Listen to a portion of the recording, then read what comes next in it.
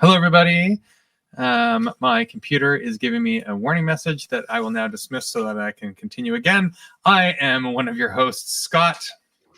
Hello, Scott. I'm Andy, the other host. And this is Tea and Timbits, a podcast about global perspectives on business development to help you prosper. Good to see you again, Andy. Thanks, everybody, for downloading and listening to another episode. We're here in the month of January. We're talking about change, because why not? Because it's January, and that's what everybody talks about. We had a fun episode at the beginning of the month talking about sort of identifying the need for change and incremental versus dramatic change. We're going to talk today about leading a team through a change process. Before we get into that, got any stories that have come forward yet this year that you'd like to share? I suppose they don't have to be from this year, but what do you got, Andy? I haven't got one from this year, but I do have one from the previous year. 2024. Exactly. Reaching all the way back to a couple of weeks ago. But no, this is a good thing. That period between Christmas and New Year, there's very little happening in terms of business, but fortunately there are some concerts and some gigs, and so I had in my capacity of the record label, I had agreed to meet up with a big record label executive and promoter at one of the gigs that the bands I work with was at, and I made it clear, it wasn't going to be all suits and ties and contracts and stuff. It was just going to be come along, watch the band, have a listen, have some casual drinks, and they agreed. They still turned up in a suit and tie, which I thought was really funny because it was a punk gig, so kind of really out of place and really not their audience. But anyway, we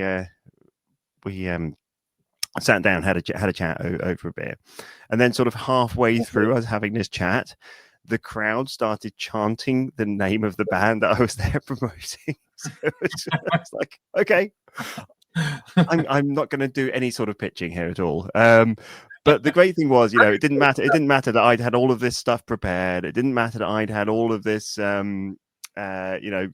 strategies and ideas and thoughts about how we were going to do things, because the environment that we're in, which is the target market's environment, just immediately told this person, even though this person was very uncomfortable, just showed them that actually this was something worth investing in. So it just made me think that, in a normal business environment, it's not all about, your pitch and, what you're bringing to the table and things like that. It's often about, how you make someone feel, give them the experience that you give them.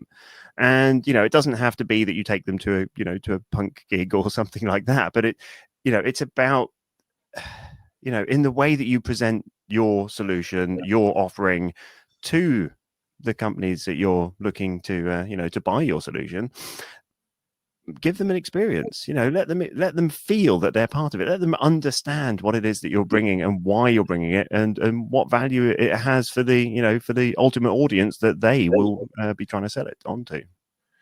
And absolutely, I think that's a really good example of the benefit of preparedness, though. Yeah, imagine that hadn't happened. It doesn't mean necessarily that the band wasn't worth investing in. No. There was a little magic there that you got to leverage and take advantage of. But if somebody hadn't started that chant, it wouldn't have caught fire, and you still would have needed the prep and the strategy. Yes, exactly. Yeah. Kind of mind, and you'd be so much less successful without that. And you might have needed to use it and invite him to another gig to get a little bit more familiar, which is when maybe then some other little magic happens. So you can't rely on luck, but it can certainly be a line item in your strategy. But you need the rest of the strategy. Exactly, you need that strategy as well. But think about the experience that the person's having. And right, yes, deliver an experience as opposed to just a message. Correct. Yeah. So today's topic. So moving along into the substance of what we were going converse about leading a team through a change process. You got excited when I reminded you that this was our specific discussion topic that we had decided on for this episode. I did. Get excited, Andy. What comes to mind when you think about this topic? Well, it's a big area of what I've done for the last 20 plus years, and it's about changing the way things are being done, or introducing new ways of doing things, or launching something new into an existing business. Or launching into a new market. All of those things are change, and all of those things are very difficult. And I have had a lot of difficulties, certainly in the beginning when I started doing this, of understanding how it is working with different people from different cultures and different backgrounds and different job roles and different education levels and so on, because everyone is different.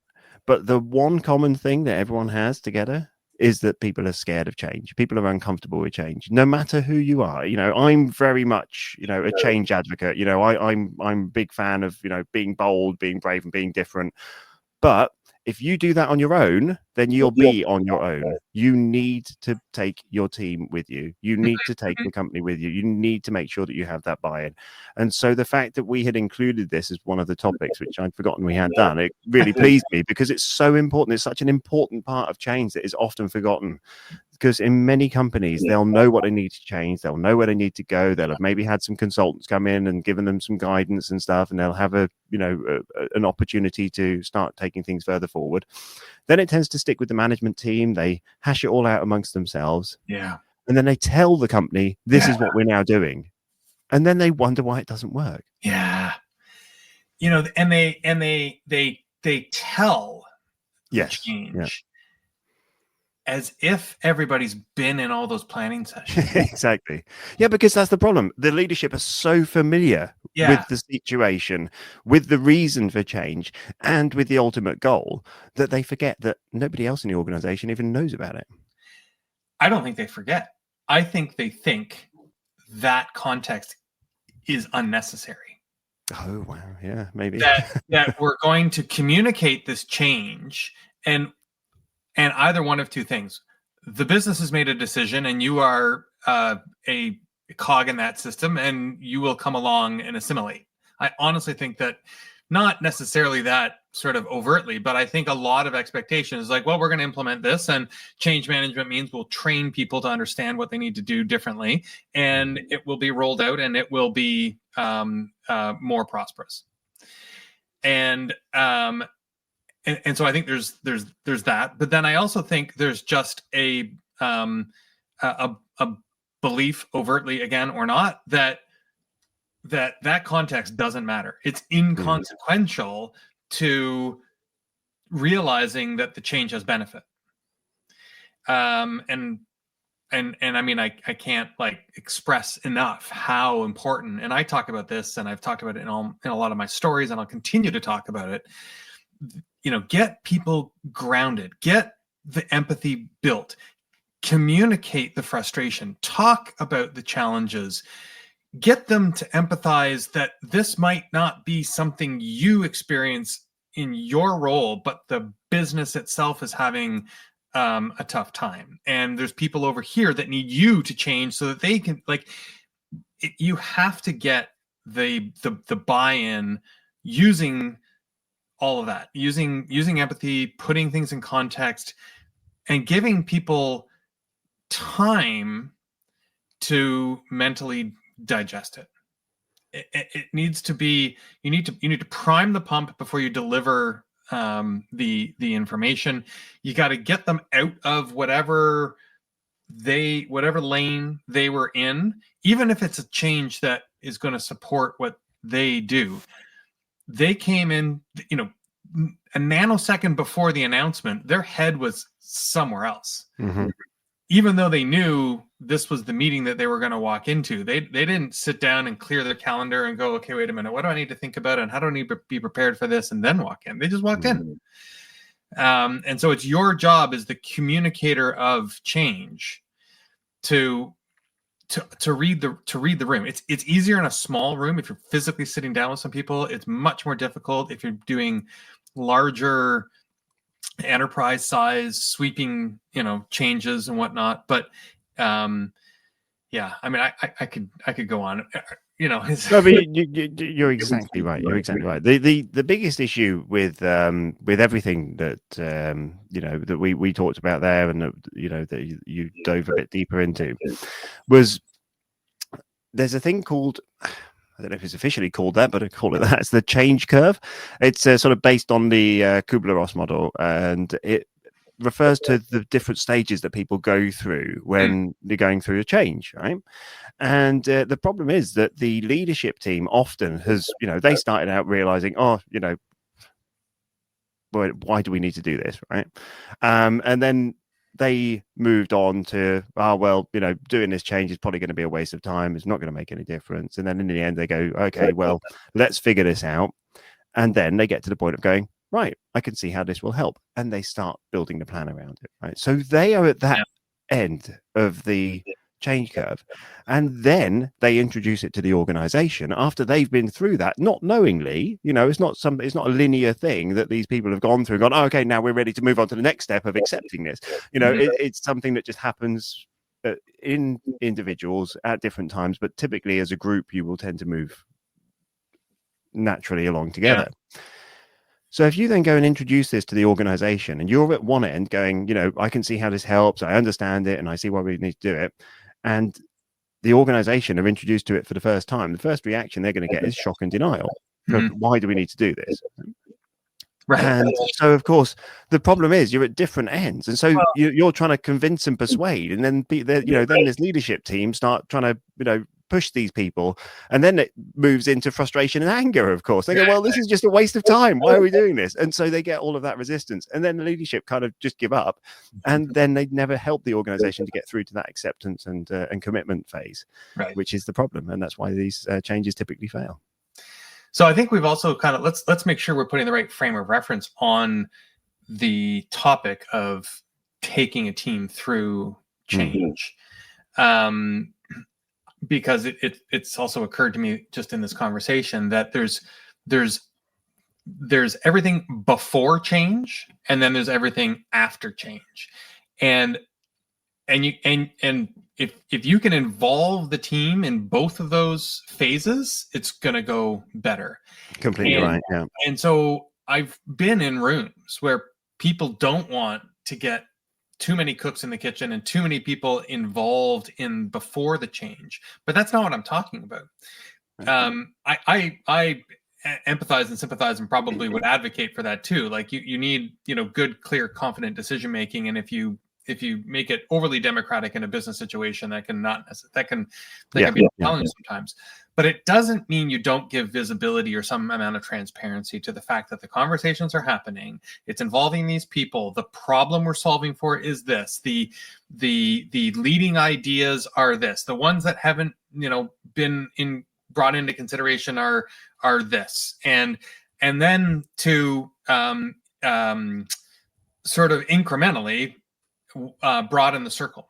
So, okay, the primary, solution team has got a direction on this. Great. Let's bring in, another layer of stakeholders. Let's get a few more senior managers involved so they know what's coming. They can start some conversations with their team. Then we've got a clear, actionable solution architecture, broad communication.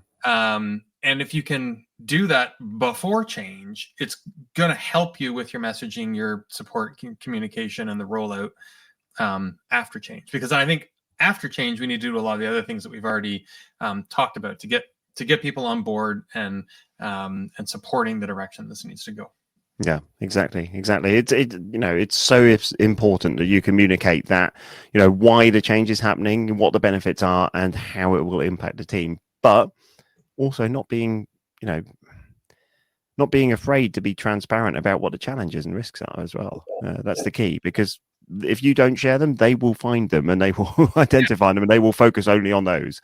It's about communication, involving the team early, providing training and support, celebrating the small wins, making sure that the little milestones on the way through that change are celebrated, that, well done, you're now using no, I this like process. You've now adopted this process. You've now started doing this in the way that we said. That's really good. Look how the impact that has had. Oh, great. And that, incentivizes people to continue on the change journey. But it's also important to stay flexible and understand that, you may need to adjust. You mean, yeah. I like that, celebrating those mini milestones along the way, and having a flexible posture. We've certainly both been in the room when a leader has said, well, this will be difficult, but we're just going to have to tell people that this is what we're going to do. Yeah. Is there ever a time and place for that? No. That never works. That never works out very well, does it? Yeah. I mean, okay, so I agree with you, but the rationale is I don't have the time. I don't have the energy, personally, emotionally, or financially to do it the right way. So we're going to muscle this through. It's there, and I think there are some really, I think I can empathize with that leader sometimes, going, well, you're, as long as when you decide to do it that way, first of all, don't. But if you do, you have to do it knowing you're breaking the rule. You have to do it going, I am using a marker here. I am imposing on everybody's good graces, and I am going to have to ask forgiveness and expect collateral damage or fallout, and I'm going to have to accommodate for that or manage for that in another way, and I'm going to punt a problem down the line. I'm going to trade the negative outcome of a firm hand now for something that's going to fall out later. That's right. And you can always save my details and find them on teaandtimbits.com to get in touch when things do go wrong in that change process. There you go. And I'll be happy to jump in and help you out like I have done for many other companies over the years. Absolutely. Well, let's leave it there then, Andy. It has been a good chat. I think it's been good, and hopefully some of the listeners sort of been reflecting on everything it takes to get a team on board before, after, and the process that and the steps along the way to support that, and then your contact details when it all goes sideways. Very good. Thanks very much, Scott. Thanks, everybody. We'll see you on the next episode. Take care.